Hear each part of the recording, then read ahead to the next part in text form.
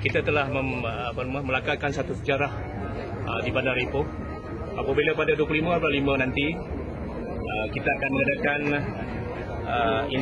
International Waiters Race yang akan dibuat secara kerjasama di antara Perak Tourism Association, MAH dan juga Majlis Bandar Ipoh.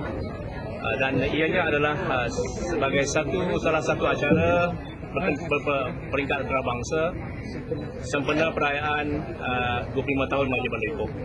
Apa yang saya suka untuk kongsi dengan tuan-tuan dan puan-puan, ini adalah program pertama yang diadakan di Ipoh yang bertaraf antarabangsa melibatkan MAH, PTA dan juga Kerajaan Negeri dalam mempromosikan pelancongan dan sebagai pengiktirafan kepada para penggiat pelancongan, iaitu hotel dan juga yang industri yang berkaitan dengannya.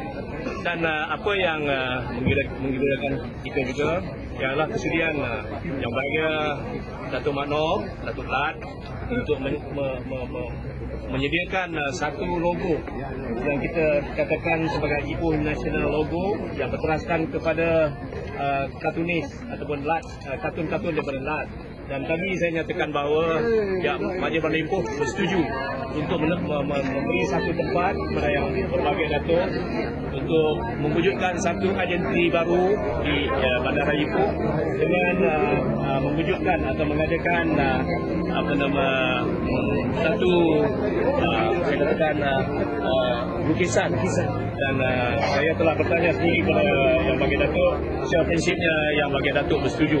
Dan saya juga terima kasih kepada pihak Pelancongan Negeri, terutamanya CEO-nya, Cik Musa yang bersetuju untuk menyumbang RM30,000 dan Majlis Bandar Ipoh RM20,000, PTA RM10,000 dan menjadi jumlahnya RM60,000. Dan saya yakin Tuan Azmi dan juga Cik Syafrin tidak keberatan untuk memberi sesuatu kepada program ini, dan kita cukup amat bangga kerana yang bagi datuk telah bersetuju secara prinsipnya untuk bekerjasama dengan kita bagi merealisasikan program dan mewujudkan satu identiti baru dalam konteks pelancongan di Perak melalui dengan Bismillahirrahmanirrahim. Dan amat sukacitanya melancarkan Ipoh International Waiters Race pada pagi ini. Wabillahi taufiq wal hidayah.